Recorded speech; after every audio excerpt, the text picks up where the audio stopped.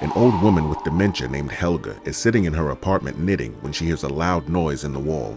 It's unusually loud, so she opens her phone book to find an exterminator. Her condition makes it hard to focus, and someone has left notes on the wall to help her remember her name and her address. The exterminator asks if he's spoken to her before and if she's the lady with the messed up parrot, but she doesn't remember owning one. Later, Frank's exterminator service arrives and he sees that a rival exterminator service was also called. Helga buzzes the man into the building. As he's approaching the apartment, he notices a green slime oozing from the air duct and it smells awful. Frank wants to know why Helga called the Bug Brothers to redo his job, but she doesn't remember calling him. The man says, "Miss Helga, you called about the noises in the wall, right?" But she still doesn't remember. Then there's another loud noise in the wall. He comes in to investigate, and there's another loud noise. Helga's pointing to the back room.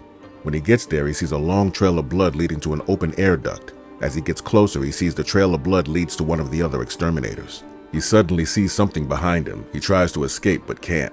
Helga sees this, then gets distracted by the television and instantly forgot what happened.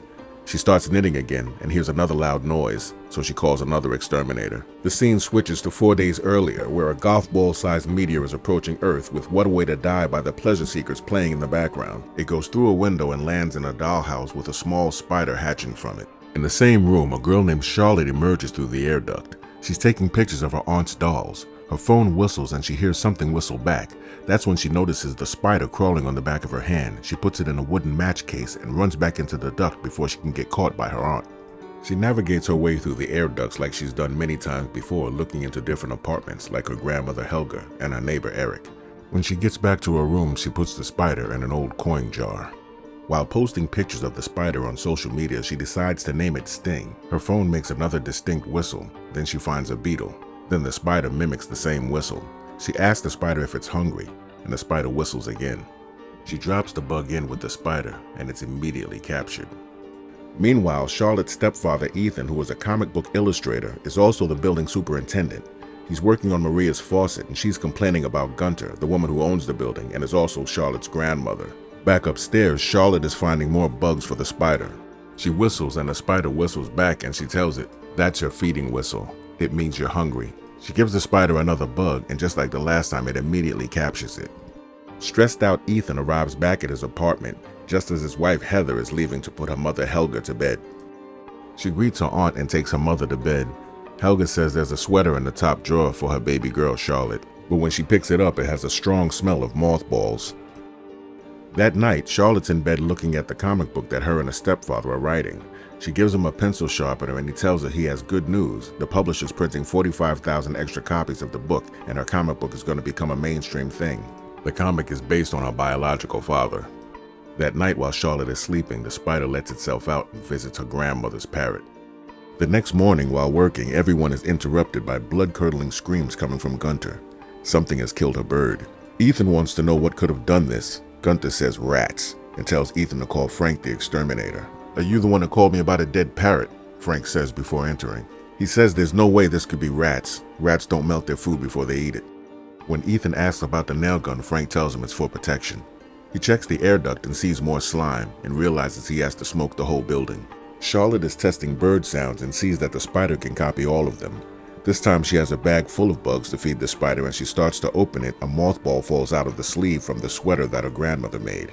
Sting doesn't like mothballs. She touches the mothball to the webbing and it melts. The spider goes crazy. That's when she realizes the spider is a lot bigger than he was a little while ago. Meanwhile, Frank is spraying at Eric's apartment where he conducts science experiments on animals. When Frank gets to Charlotte's room, she doesn't want him to spray in there. She says Sting won't like it. He asks, "Is that your pet cat?" She says, "No, pet spider." He asks to see it, and when he does, he realizes that it's not normal. After spraying the whole building, Gunter says she's only going to pay half. Ethan apologizes and says send an invoice, and Frank leaves. That night, the spider escapes and goes to Maria's apartment. The dog senses something in the vent and starts to bark, which wakes Maria. She goes to the kitchen to get something to help her go back to sleep. As she turns to look at the family photo, we see the spider is already on her back. The spider bites her face, injecting its venom, causing her to pass out and hit her head on the bathtub. Unable to move, Sting crawls in her mouth and down to her stomach, opening her up. Later, Charlotte goes to Eric's apartment to buy one of his fish tanks for the spider. She tells him that the spider grew twice its size in a couple of hours. He says that's a physiological impossibility. She turns the light off to show him how he feeds. She shows him how Sting whistles, and he tells her spiders don't have vocal cords. This is not a spider. After watching it feed, he tells her that he'll give her a fish tank for free, and as soon as he's able to transfer the spider into one, he'll bring it straight down to her. While Heather and Ethan are in the room talking, they hear something in the vent. When Ethan goes to check it out, he sees it's Maria's dog. Ethan takes the dog down to Maria's apartment. When he knocks, there's no answer, so he uses his key to let the dog in. The dog starts barking, and Ethan opens the door the rest of the way and sees a trail that leads to Maria's body. The medical examiner is removing the body, and Ethan is being questioned by the police. Then he gets a call from Eric upstairs. He tells Ethan that he believes this spider is highly venomous and should not be kept in an apartment, and he believes that this is an issue for the Department of Health and Safety. Then he shows him how big the spider is. When Ethan gets back, he confronts Charlotte about the spider. She runs to Eric's apartment, banging on the door, but he won't answer. She comes back and tells him that his comic sucks and that he's mad because the comic is based on a biological father. Meanwhile, Eric is enjoying feeding his animals to the spider, trying to get it to grow as big as it can. Who's next? Hours later, the spider has gotten so big that it breaks out of the tank. Gunter is drunk trying to find her cat. When she sees the open vent, she hears a cat's meow and looks in. That's when the spider drags her inside. Charlotte puts on her headphones to play a game while her parents argue in another room.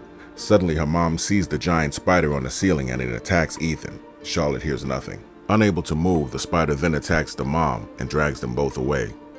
She hears the dog barking and without removing her headphones, goes to the kitchen to get him something to eat, without noticing her father being taken by the spider. Charlotte notices there's no one around and there's an open vent.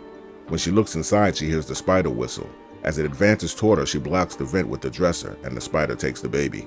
She remembers the spider doesn't like mothballs, so she mashes them up, mixes it with water, and puts it in a super soaker.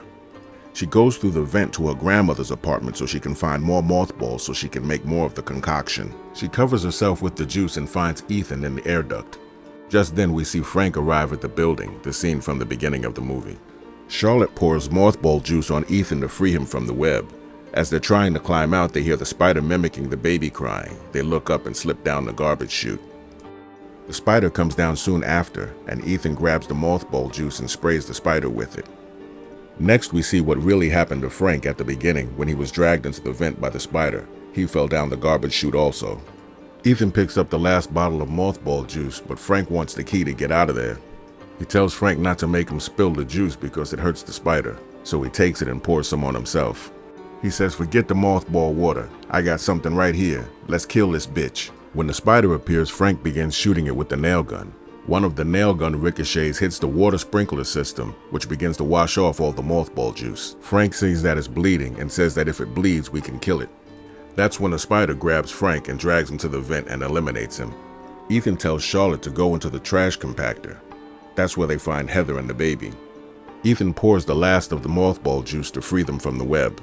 The spider arrives at the trash compactor, and when he's all the way in, Ethan tries to crush him, but there's no power. Charlotte blocks Sting in with a sheet of metal, while Ethan restores power to the machine. Once power is restored, Charlotte hits the button, crushing the spider. They breathe a sigh of relief, only for us to realize that the spider has laid eggs that are starting to hatch.